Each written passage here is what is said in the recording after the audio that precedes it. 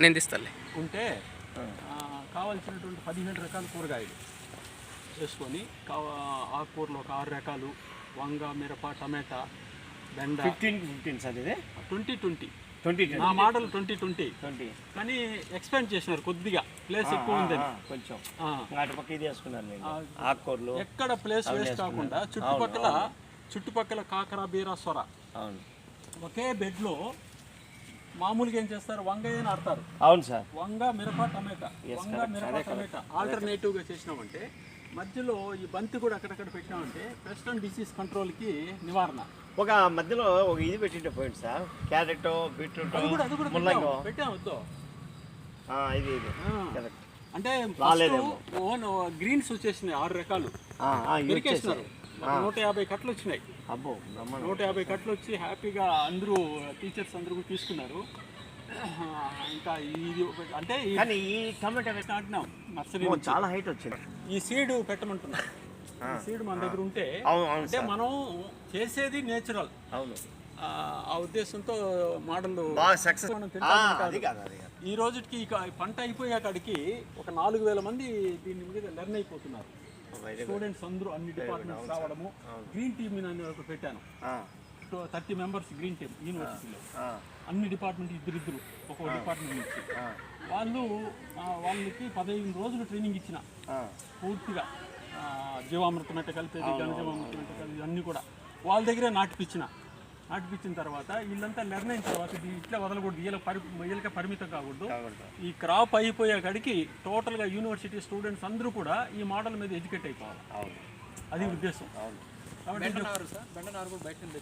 బెండ మనకు ఎర్ర 4 సంవత్సరాల నుంచి తెప్పించిన శ్రీకాకుళం నుంచి, అది నేను డెవలప్ చేసి ఇప్పుడు 2 జిల్లాలకి పనిచేసినాం.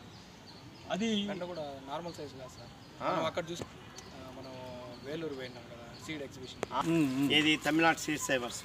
అదే పెడతారు, చాలా బాగుంటుంది సార్. అంటే ఇంకా నుంచి ఫస్ట్ 20 days వచ్చింది, 25 దీని మీద కూడా మంచి కూడా పక్కలో ఈ మిర్చి, వంగ, ఇది టమాటా వేసి మధ్యలో ఏం చేశారంటే ముల్లంగి, క్యారెట్, బీట్రూట్ వేస్తూ వచ్చారు. 2 అడుగులు సార్ ఒక ప్లాంట్ అందరం 2 అడుగులు ప్లాంట్కి మధ్యలో బీట్రూట్, క్యారెట్. అవును. ఇట్లా బాగుంది సార్, బాగుంది, చాలా బాగుంది. అన్ని యూనివర్సిటీ నుంచి కూడా రెఫరెన్స్ వస్తుంది. ఈ మోడల్ మాకు పంపించండి, మేము కూడా యూనివర్సిటీ. ఈ దుంపకూరలు సక్సెస్ అయినాయి. దుంపకూరలు తీసినారు సార్, ఫస్ట్ టైం తీసారా? అది కదా వచ్చేసింది. పెట్టాలంటే అదే ఎప్పుడు అదే it's family farming model sir.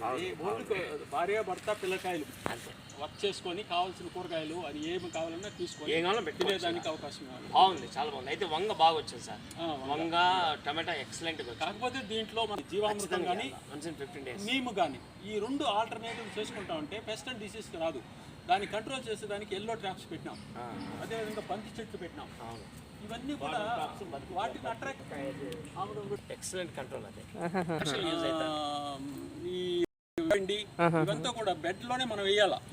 వేసే ముందే బెడ్ లో వేసినామంటే మనం పెస్ట్ అండ్ డిసీజ్ రాకుండా ఉంటుంది. ఎప్పుడు సాయిల్ హెల్తీగా ఉన్నప్పుడు పెస్ట్ అండ్ డిసీజ్ కూడా తగ్గిపోతుంది. మనము ఈ సైడ్ లో కావాలి, ఈవెన్ అల్లము,